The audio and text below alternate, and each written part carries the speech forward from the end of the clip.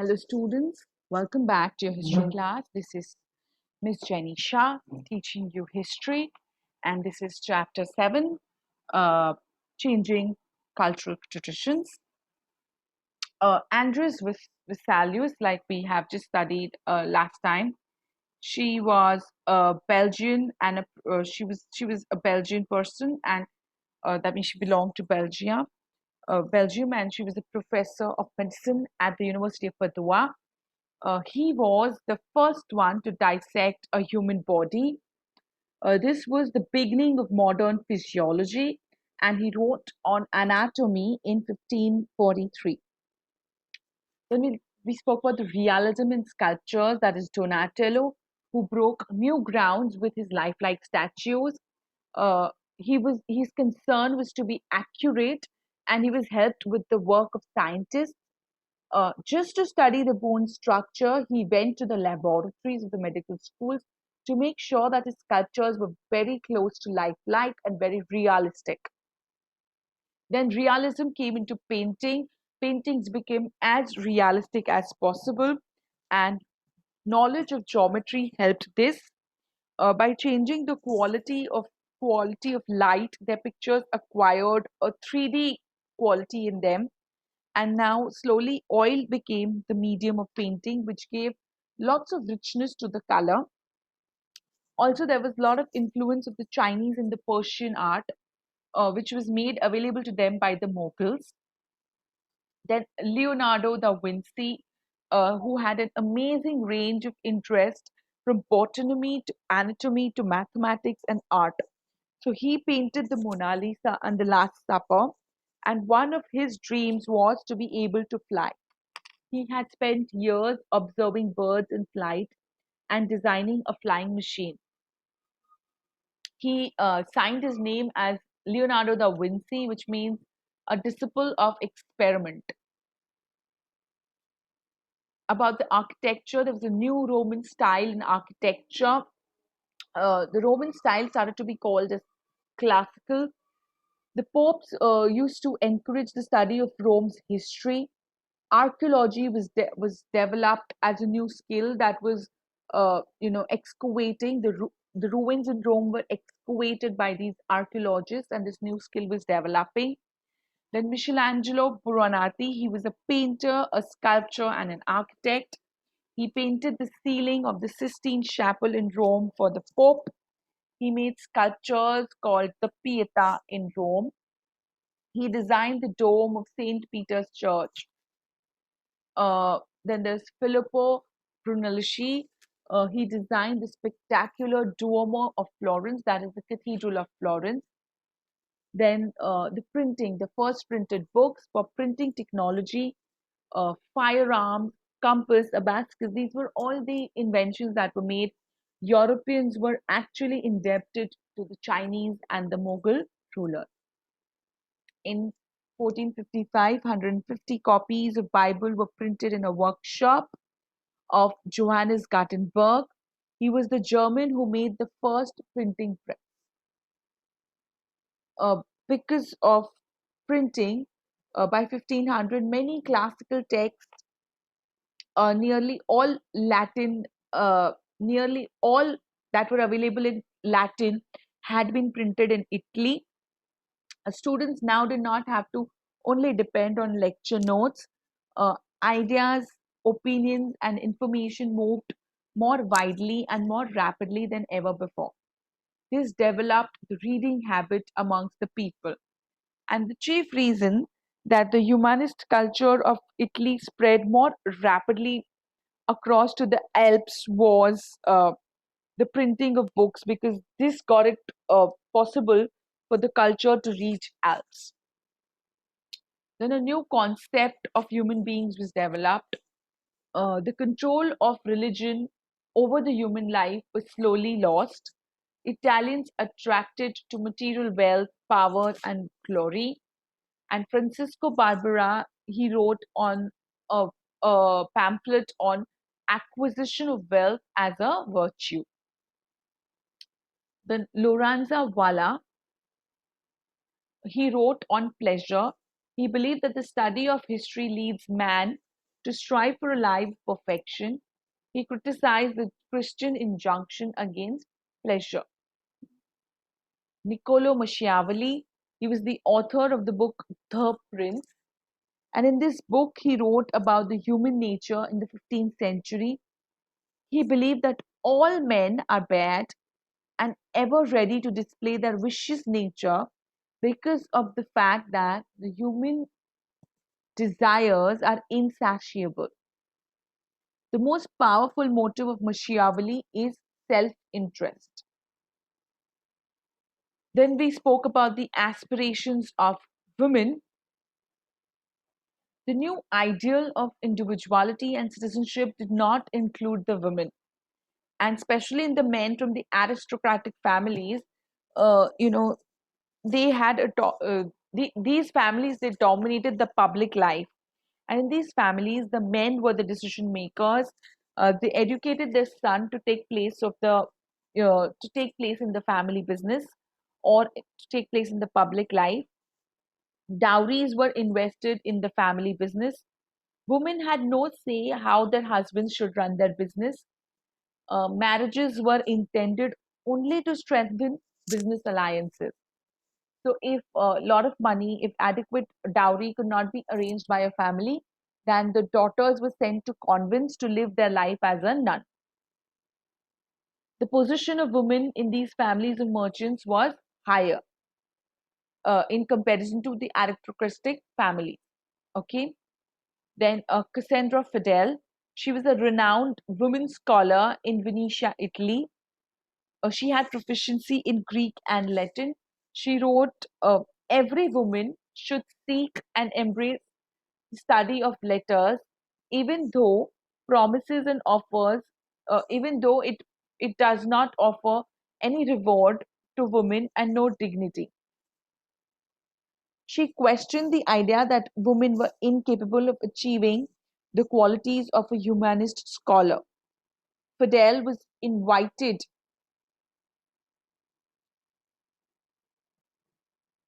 I think I just ended up going up somewhere.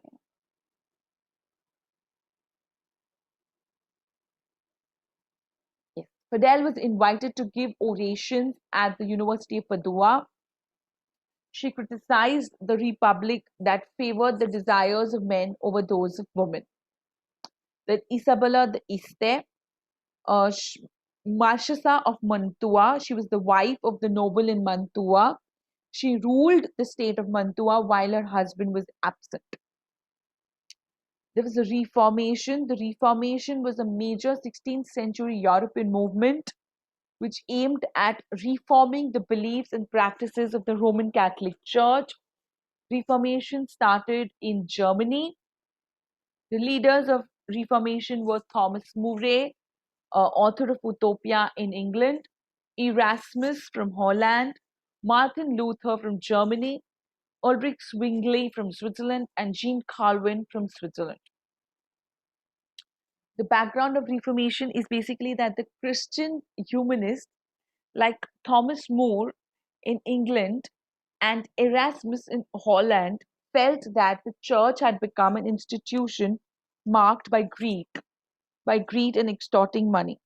Clergy sold indulgence documents, and buying of these indulgences freed the buyer from the sins. There was this practice that was carried for out that time.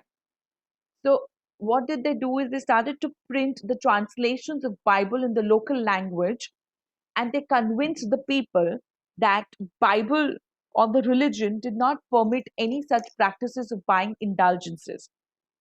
Now peasants, they also started to impose against the taxes which was imposed by the church, and the prince were also again the churchmen who used to interfere with the work of the state. So the humanist pointed out that the clergy's power originated from a document called Donation of Constantine. And Donation of Constantine supposed to have been used by Constantine, the first Christian Roman emperor. Humanist scholars pointed out that this was not genuine and had been forged a letter.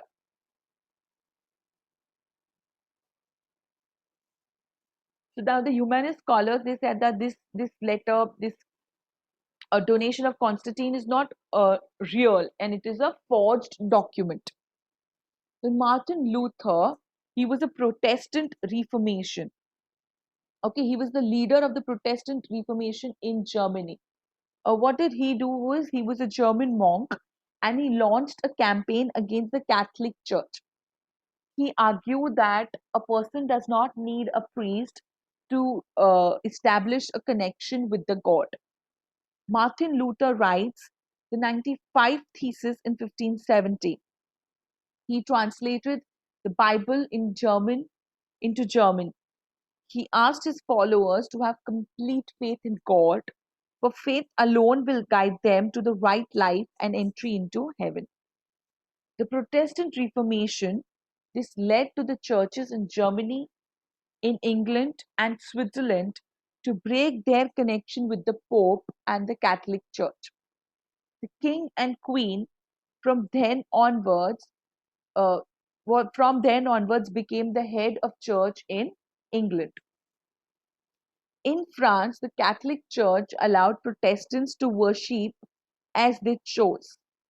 The New Testament, in the section of Bible dealing with life and teachings of Christianity in his and his early followers, is the New Testament. Anabaptist, he was a radical reformation. Uh, you know, he believed in radical reformation of the Germany. He blended the idea of salvation with the end of all forms of social oppression. He said that since God had created everyone as equals, nobody should be paying taxes at all. In fact, he said that the people had the right to choose their own priests, and this concept was started to be appealing to the peasants, and especially the peasants who were oppressed by the feudalism.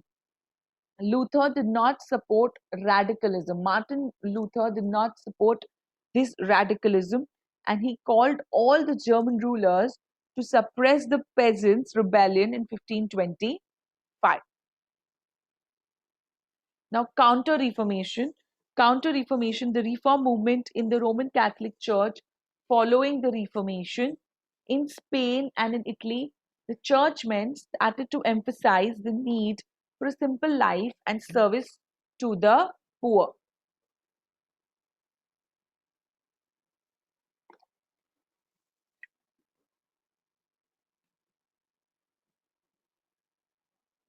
Ignatius Loyola, he was the leader of Counter Reformation in Spain.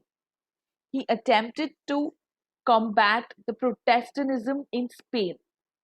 He set up the Society of Jesus in 1540. His followers were called the Jesuits. This is the 16th and the 17th century important events timeline. Again, the same as in your textbook. Please go through it.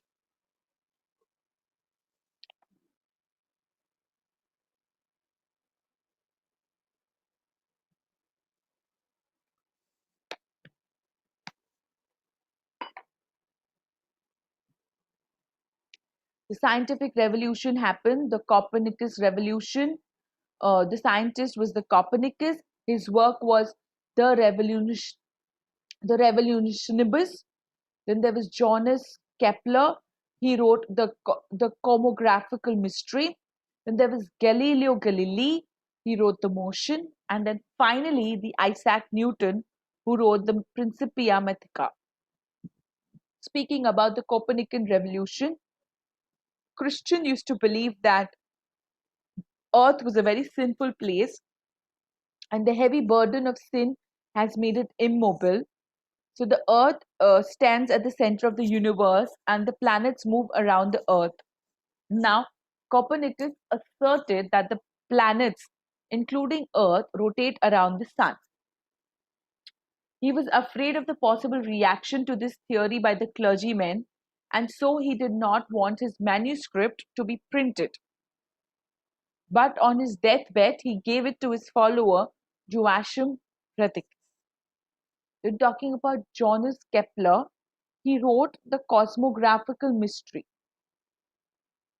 He demonstrated that the planets move around the sun, but not in that the planets move around the sun not in circles, but in ellipses. Galileo wrote the motion, and he confirmed the notion of the dynamic world in his work, The Motion. Isaac Newton wrote the Principia Mathematica.